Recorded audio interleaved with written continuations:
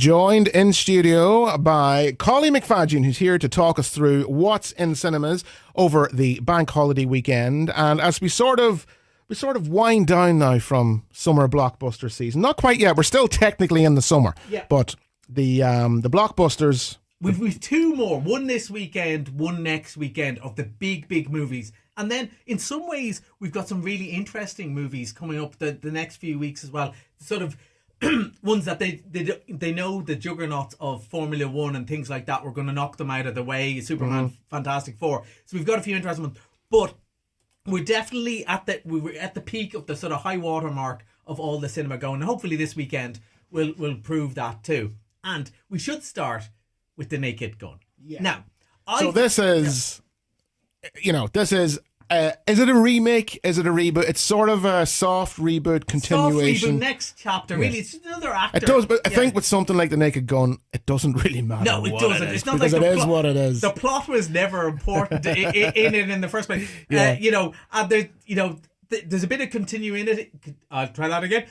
Continuity. Thank you very much.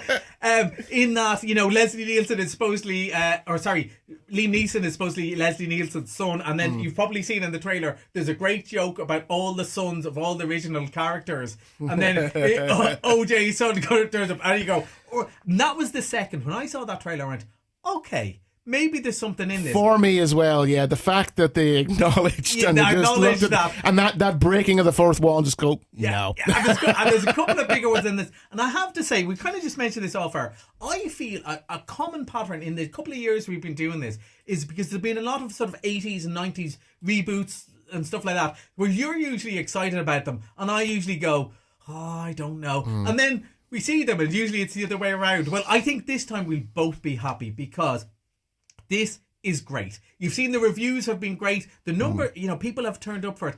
This is so funny. And I was reminded, not only is Liam Neeson, when he was in Derry Girls, how funny he was playing an RUC officer, but somebody showed the clip of him in Extras and put it up the other day. I'd forgotten this. Yeah. He is so funny by being completely deadpan. He knows just how not to crack a smile. And that was the secret with Leslie Nielsen. Yeah, absolutely. He played it deadpan. He played it serious. In spite of all the chaos that was going on around, dead serious. Yeah, literally when there were fireworks going off behind him and he's saying, move on, people. There's nothing to see here. It's all played straight. It's all played that this is perfectly natural. And I think that was the secret of the sort of the Zucker Abrams, Airplane and all the rest. That and they go, you don't like this joke? We've another one for you. And most people who tried to copy them, one of the things they did, they thought just doing a parody was enough. So you just go whatever's popular. 300's popular. Let's put some Spartans in. That's not funny in itself. There has to be a joke. And this is a parody of hard-boiled crime series, and maybe they're not in the movie screens anymore, but everyone knows the rhythm. The cop doing the voiceover, she had a body that wouldn't quit and all that sort of stuff, we know all the tropes, which is why it's so funny. And I have to say as well, Pamela Anderson is great in it as a femme fatale in it, and she plays it absolutely straight down the line as well. One of the things that surprised me though, when it came up and it said it's a 15A, I was going, I'm surprised at that. I thought it'd be at 12. Naked Gun was never that rude, and it's still not that rude, but there's a couple of winks jokes that are I was actually going, wow, okay, you're doing that joke, well done. And of course it's revealed to be something very innocent, but they're winking at the camera and you're going, it's really fun. And I think again that's something that sort of worked with the likes of Airplane, Hot Shots, Naked Gun. There was an innocence about them. Absolutely. People will remember, don't worry, I'm not going to say it. There's a bit where Priscilla Presley in the first one takes down a certain stuffed animal, and I remember nearly falling out of my chair in the cinema thinking, I can't believe they're making such a rude joke, and of course it's just a pun, and I was going, okay. And for younger, when I watched Airplane and Naked Gun and all the rest of it, I was like 8, 9, 10, and I'd be falling off my seat at the slapstick stuff. Oh yeah. And the other stuff totally over my head. You get it the next time. I don't think I understood, Don't Call Me Shirley the first time I saw it. I often tell the story, I suppose it was 1981, 82, it was Christmas. Mum got ill on Christmas Day, and we're only little kids, and that was a very, she just was food poisoning or something like that. And it was a real downer over Christmas. But she got out of bed at 10 o'clock and they said, we're going to watch a movie.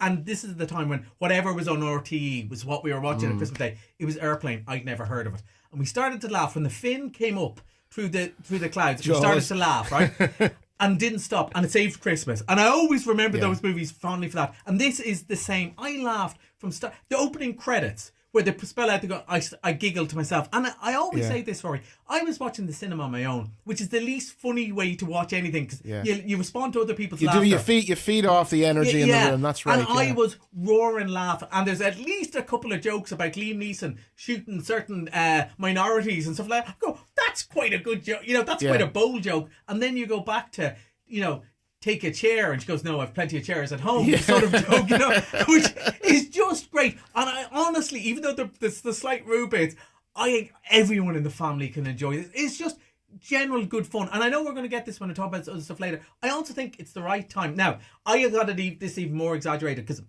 I watched this absolutely brilliant film, Rory, that I think will win the Oscar for Best Documentary next year, called 2,000 Meters to Andriivka. It's in very limited cinemas. It's not shown for long. It's a brilliant documentary about the Ukraine war, and I found it really moving. But the next day, I watched The Naked Gun. But I think a lot of people feel like that. We watch the news, and it's very important we're informed about Gaza and Ukraine and things like that. But also, then when we go to the cinema, we don't necessarily want a gritty, edgy movie. We want a laugh. We want silly people being silly. It's why Taskmaster is the biggest thing on telly. Yeah.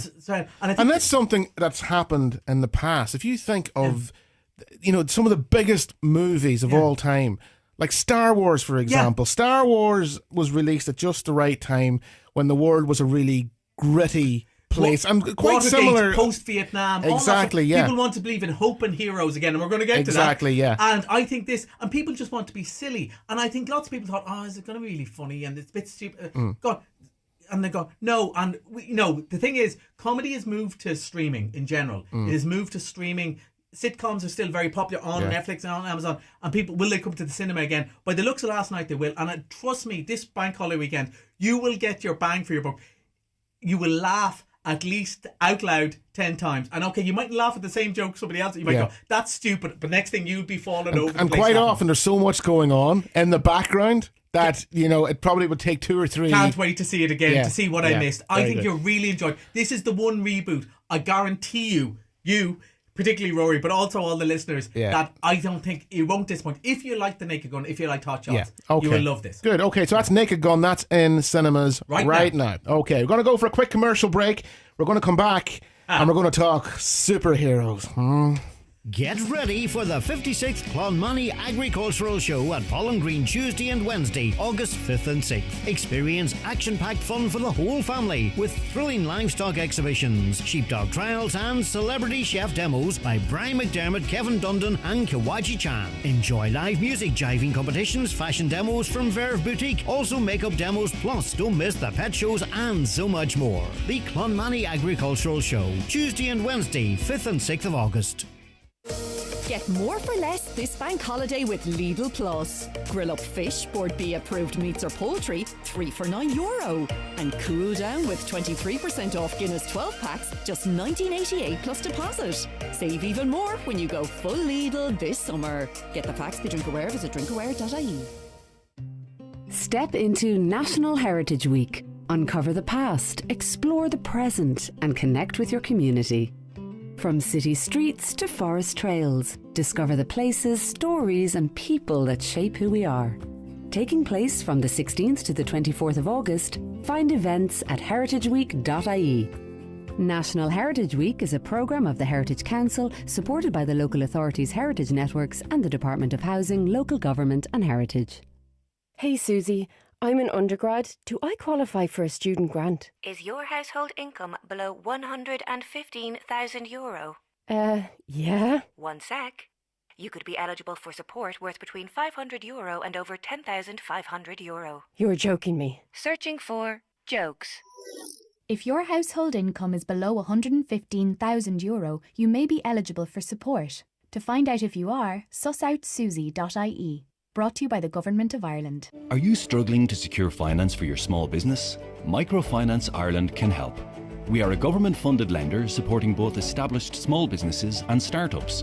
We can provide loans from €2,000 to €50,000 with interest rates as low as 6.5%. And we work closely with local enterprise offices. So if you need help and guidance, they are a great place to start. Find out more or apply online at microfinanceIreland.ie. Microfinance Ireland, helping small businesses with big ideas. Rory says to take money, going back in time. Highland Radio. It's the Saturday Morning Rewind. It's 12 minutes to midday, and we are joined in studio by Collie McPhaidin, and we are talking movies over the bank holiday weekend as we wind down summer blockbuster season. Let's go to what was probably anticipated to be the biggest release of the summer. Well, I would say anticipated by you in some ways, because when we were here a month ago, you went, we'll talk Superman. I was going, it's not out yet, Rory. If I never see another Superman, it'll be, I wouldn't say too soon, but I'm in no hurry for it. And you go, no, Superman. We got to talk about Superman. And then we both saw it. And I feel not only to the services I provide here, Rory, one, I want to tell people about what's on the cinema so they can go out and enjoy cinemas because I love movies. The other one, it's to be your therapist sometimes. For when the movies of the 80s let you down. I was here for Ghostbusters. Tell me about your Superman experience. My Superman, right? Okay, look. I'll be. You know, I was excited about it. I was looking forward to it. It was a reboot. It was a shift away from the sort of the dark, the gritty DCU, the Zack Snyder. Yeah. Okay. And it looked really, really promising. You know, and do you know what? It was okay at best. It was way too jam packed. It was a mess. It was a mess. And the thing that really jumped out at me is that the main character sort of plays second fiddle to all the other supporting superheroes that come in that I thought were far better, and I got far more out of. Funnier, definitely. Funnier, and the biggest action sequence and the best action sequences and the funniest action sequences were all given to Mr. Fantastic, Hawk, all the rest. I think they got it wrong. They definitely have got this wrong. If you're going to reboot a cinematic universe, or you're going to create a cinematic universe, this DC cinematic universe that James Gunn wants to create, you don't launch into a film, into a world that already exists, or launch into a character that already exists. Yeah. They had a really good chance here to do a really good origin story and, build from there, but they didn't. And it just ended up being an absolute mess. I came out of the cinema, I don't have a clue what was actually going on there. Well, I have to say, for some of that, hard disagree. Now, not about it being a mess. Some of the plot was very convoluted and a bit all over and doing that. I loved in both this and in the Fantastic Four that they jump in halfway through. I've seen enough origin stories for a while. That's how I felt. Now, I think if I was 10, I might feel differently, but I've seen enough of them and I was really delighted none of the dark stuff. Now, the reason I wasn't excited about this movie at all when we saw it was the bloody dog in the trailer. I went, oh, there's a super dog. Well, I'm going to hate this. I loved Crypto, the super dog. Yeah. I thought he was funny, and yes, he probably gets all the best jokes. Now, I do agree, not enough Clark Kent, not enough Superman, but I liked his portrayal of Superman. I liked that it wasn't... Is Jonathan and Martha Kent. Yeah. There was a real missed opportunity there. I don't disagree with... I would have liked more of those. Yeah. And that's why I'm saying and at least the Lois origin Lane, story would have been... I liked Lois Lane, and at least she wasn't useless there. Amy Adams, one of the best actresses in years, was totally wasted in all the Zack Snyder ones. But I thought it was good fun. But also, I think the grittiness thing I was saying about beforehand, I think I just loved... I almost made me, it doesn't quite, do America thing, but I almost felt hope for America and American values, that sort of stuff, because that's always what Superman was, right? Yeah. And you kind of go, oh, somebody doing the right thing because it's the right thing to do, not for any alternative moments, not because of anything else. It was about goodness and hope and heroics, and I quite like that. Now, some of the story was a bit messed and all, but I've seen Ant-Man and the Wasp, so Trust me, that's a mess of a story. I found it happy and hopeful, and it's done really well, and people have really enjoyed it. But I have to say, people like yourself who didn't like it tended to not like it quite a lot. And do you know what? I wouldn't even say that I didn't like it. We're okay? disappointed. I was disappointed. I loved the fact that it was big, it was bright, it didn't take itself too seriously. But I just think the approach was wrong. They tried to cram too much. Yeah. Too many characters and didn't allow the whole thing to breathe. As I said, I liked it in spite of that. I'm not saying that didn't happen. I liked it in spite of that. I thought Mr. Terrific was great, and I thought Lex Luthor, I thought was really good. I quite liked just how he was quite nasty. He was the one that not really playing it for laughs, and everyone else was. But I thought they've shifted away from. They've gone back towards sort of the mad scientist, Lex Luthor, as opposed to the greedy. Did it remind you of anyone who's in the news a lot? Maybe some sort of South African business owner and all. There was an element. An element of that, but not in a wink. And I suppose, look, we should go on because we run out of time. Fantastic Four, which is similar. It's there's all this future. You haven't seen Fantastic Four yet? No, I've seen the trailer. I saw the trailer for it, and I was just like, ugh. We saw the look of it as well. So it's purposely. Well, I would disagree. When I say it doesn't look good, I mean aesthetically it doesn't look good. The CGI.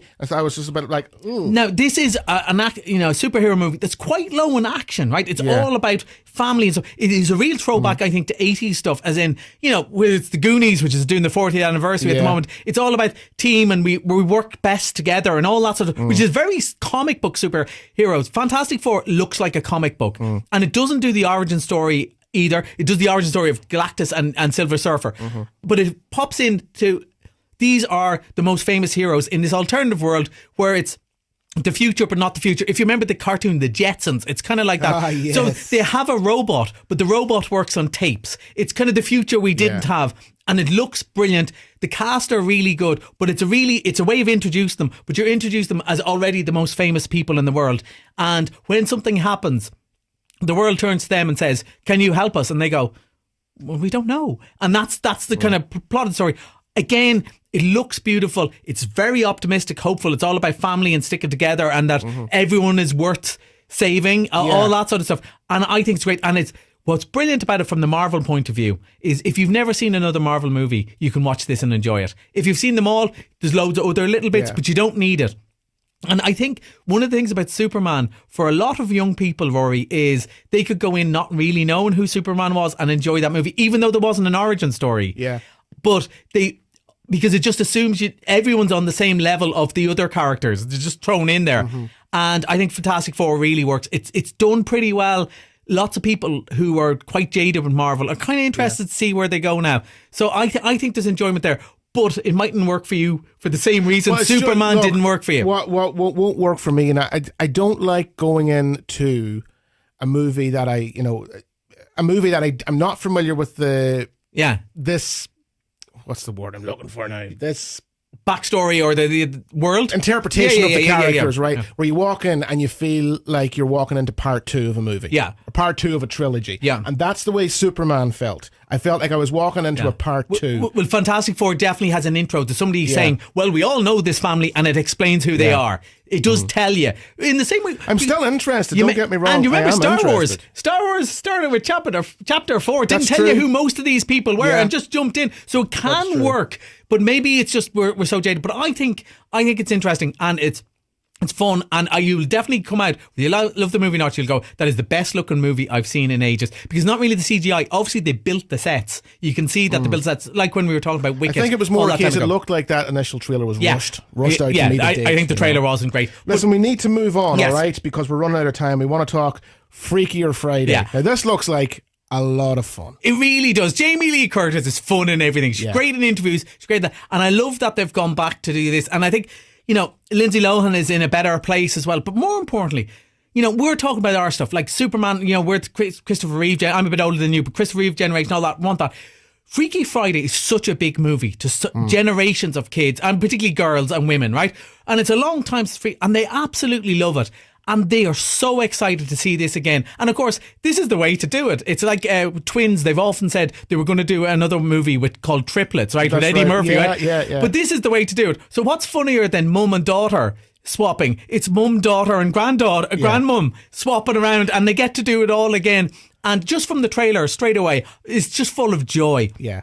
And that's what I got from it, yeah. And everyone gets to overact in the good way, right? Because you get to be hysterical. I think this is going to be really big. And right? this is getting a theatrical release. Yeah, absolutely. I don't know why I thought this was going straight to... I think it's one of those that somebody said, when they first approached them, said, yeah, we'd be very interested in, and said to Jamie Lee Curtis, well, we're thinking to just go to Disney Plus, and she's going, stop. Yeah. No. Okay. If we're doing this, it's going to the movies and it's going to be big. She says every movie she does, Halloween, when she was doing Knives Out, the main interviews, she'd do the big radio interview.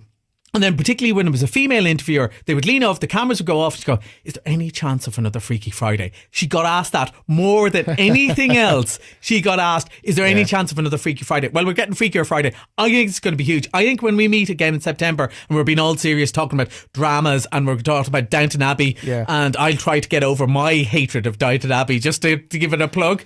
I don't know, it's the one that I miss that everyone else loves. But I think you'll be saying, and how did Freakier Friday do? And I'll go, gangbusters. Yeah. Gangbusters. That's probably a little bit of sleeper hit of the summer. I think so. Yeah, good. Collie, we have to leave it there. Listen, thanks so much for coming up to see us, and we'll talk to you in September. Oh, wow. And before we know it, we'll be talking Christmas releases, but we don't want to go there just yet. Too early. Halloween first. Halloween, exactly. Okay, so that's Collie McPhaidin, and we'll talk again in September. And that's where we wrap things up. Thanks to everyone who got in touch with the show, with the requests, the dedications, and the great suggestions for music. Any requests I didn't get to this morning, and there are a few of them, I'm afraid, I'll leave them for Paul McDavid. He's here with the Saturday Shuffle between 12 and 3. And I will talk to you next Saturday morning. We'll do it all over again. The Weekend on Highland is brought to you